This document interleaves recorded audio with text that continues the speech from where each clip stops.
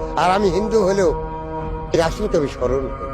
তিনি মহান, তিনি মহান, তিনি মহান। তিনিই পারেন এই বিশ্ব ব্রহ্মাণ্ডে আলোকটা। তিনি এক সৃষ্টিকর্তা ছাড়া পৃথিবীতে অদ্বিতীয় সৃষ্টিকর্তা। তিনি রাসূলই সেটা প্রমাণ করে গেছেন। রাসূলের বাড়ি আমার, আমি যেন কি বলতেন, আমি যদি হিন্দু তবে ইসলাম যেন আমায় পথ দেখিয়েছে। শোনা, ইসলামকে আমি ভালোবাসি, ইসলামকে আমি ভালোবাসি। রাসূল তো পথ দেখা দিয়েছে যেইভাবে। বাহ, তাই আমি সুখী, আমি অনেক সুখী।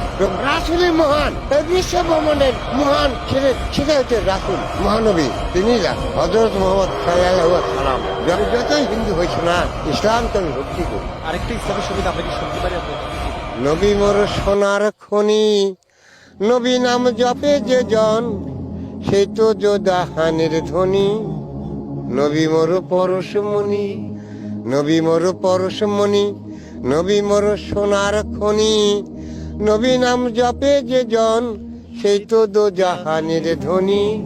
নবী মোর পরশমণি, সেই নামে সুর ধরিয়া পাখি যায় গান করিয়া, সেই নামে সুর ধরিয়া পাখি যায় গান করিয়া। ওই নামে মজনু হইল, ওই নামে মজনু হইল মওলায় আমার তাদের গনি। নবী মোর পরশমণি, নবী মোর সোনার খনি, নবী নাম জপে যে জন, সেই তো দোজাহানের ধ্বনি। নবী মোর পরশমণি।